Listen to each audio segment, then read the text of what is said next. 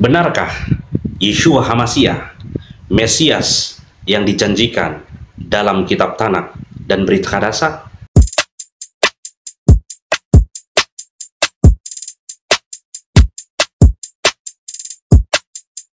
Shalom Aleichem, saudara-saudaraku dalam iman.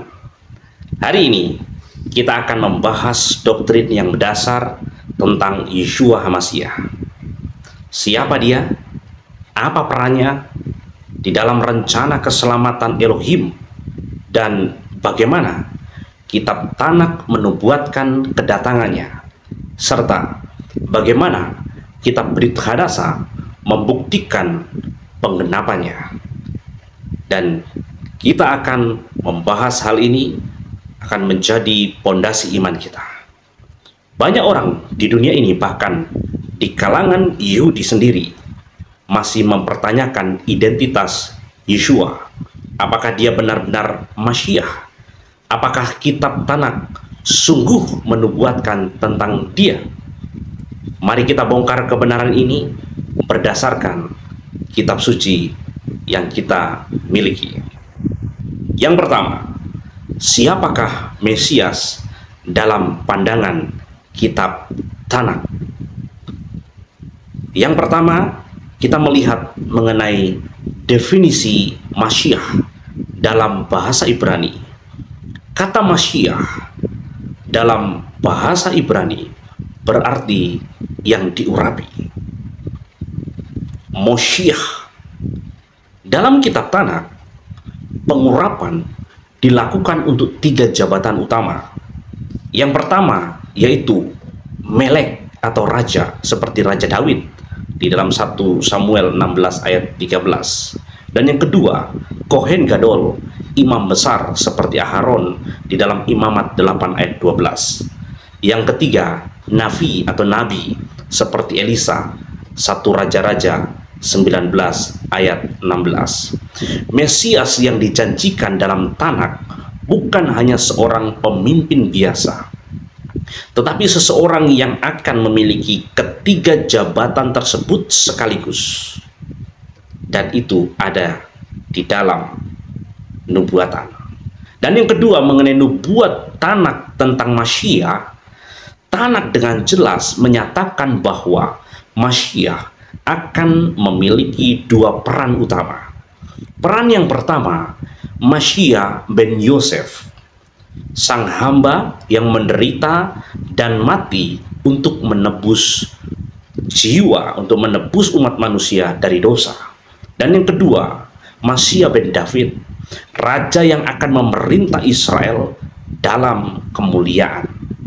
Dalam kedatangan pertamanya, Yeshua menggenapi peran Masyiah ben Yosef. Dalam kedatangan keduanya nanti, dia akan menggenapi peran Masyiah ben Daud. Itu yang poin pertama. Dan poin kedua, nubuat mesianik Yeshua di dalam kitab Tanakh. Mari kita perhatikan mengenai nubuat-nubuat spesifik yang hanya dapat digenapi hanya oleh Yeshua. Yang pertama, Masyiah akan lahir dari seorang perawan. Kitab Yesaya 7 ayat 14 mengatakan, Lahen yiten Adoni hu lahem ot hine ha'almah mharah ve yeldet ben ve karata semu Immanuel. Sebab itu Tuhan sendiri akan memberikan suatu tanda kepadamu. Sesungguhnya seorang almah atau perawan akan mengandung dan melahirkan seorang anak laki-laki, dan ia akan menamakan dia Immanuel. Maknanya apa? Dari apa yang kita baca, memiliki makna dari kata almah dalam Ibrani berarti gadis muda yang belum menikah, yang berarti seorang perawan. Dan kata Immanuel itu berarti Elohim di dalam kita, atau Elohim menyertai kita. Ini digenapi di dalam kitab Matiyahu 1 ayat 23, di mana Miriam atau Maria mengandung dari Roh Kudus dan melahirkan Yeshua. Dan kedua, Masiah akan lahir di Bethlehem. Mika 5 ayat 1 mengatakan, Wa'ata Bethlehem Efrata Zair Lehiot Be'alef Yehuda Mimeka Liyetzeh Lihiyot Moshel Be'Yisrael Umosa Ovtaf Mikedem Mimei Olam. Yang artinya, dan engkau, hai Bethlehem Efrata, yang kecil di antara kaum Yehuda, darimu akan muncul bagiku seorang yang akan menjadi penguasa di Israel. Dan asal-usulnya sejak dahulu kala, sejak zaman kekekalan. Artinya apa? Dari ayat yang kita baca, maknanya bahwa Masiah harus lahir di Bethlehem, kota leluhur Raja Daud. Dia berasal dari zaman kekekalan, yang berarti dia bukan sekedar manusia biasa. Sekali lagi, dia bukan sekedar manusia biasa. Ini digenapi di dalam kitab Matius 2 ayat 1, di mana Yeshua lahir di Bethlehem. Itu yang kedua. Dan yang ketiga, Masiah akan mati sebagai korban tebusan.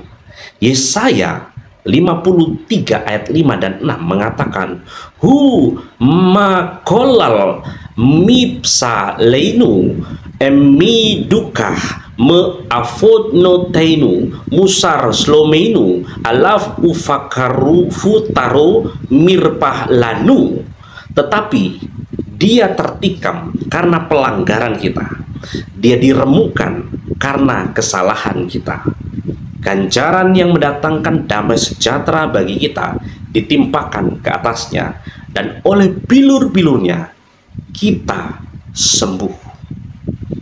Maknanya dari ayat yang sudah kita baca, bahwa Masiah harus menderita dan mati untuk umat manusia dari dosa. Dia disalibkan demi menanggung kesalahan kita. Ini digenapi di dalam kitab Matius 27 ayat 26 hingga 50 ketika Yeshua disalibkan.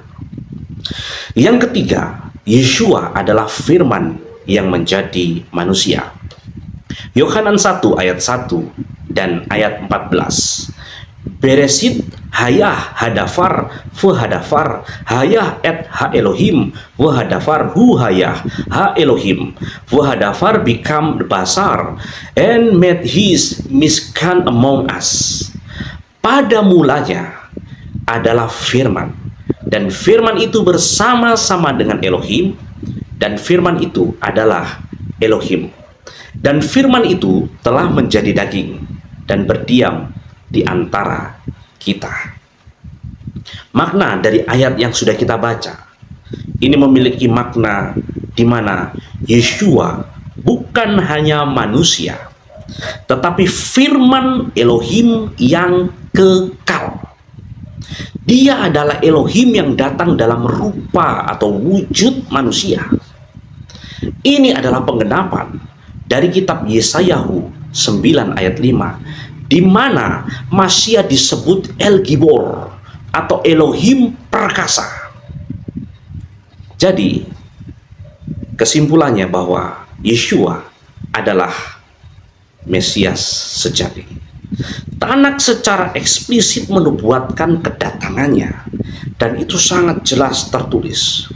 Yeshua memenuhi semua nubuat mesianik dengan sempurna. Hanya Yeshua, dia mati sebagai korban pesak dan bangkit sebagai Raja.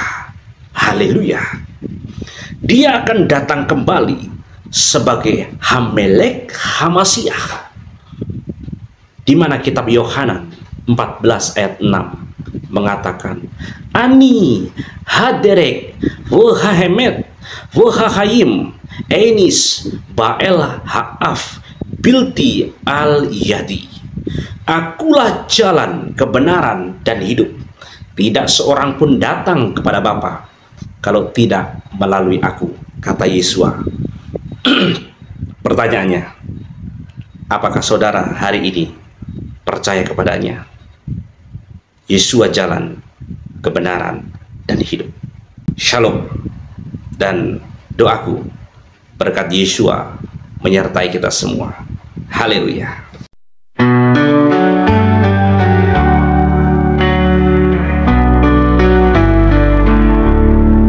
Saat fajar menyingsing, ku renungkan Torah-Mu di setiap lekuk hari, tenggelam dalam firman-Mu. Malam datang menghampiri, bintang bersaksi dari langit. Ku peluk Torah-Mu erat, manis lebih dari madu murni. Oh, Torah-Mu bagaikan nyala api, menghangatkan hati yang resah ini. Torah-Mu setia dan penuh kasih, lebih manis dari madu yang murni.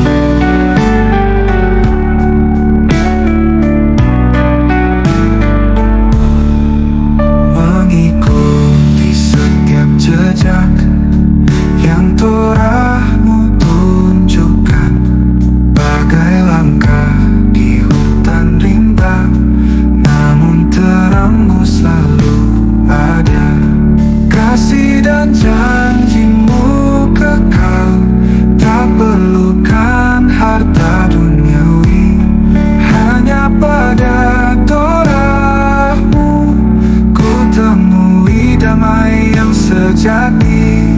Oh, Torah-Mu bagaikan nyala api, menghangatkan hati yang resah ini.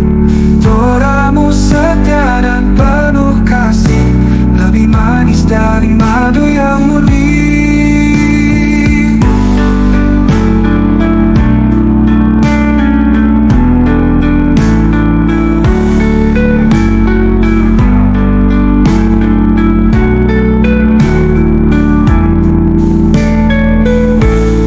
Oh, Torah-Mu bagaikan nyala api, menghangatkan hati yang resah ini. Torah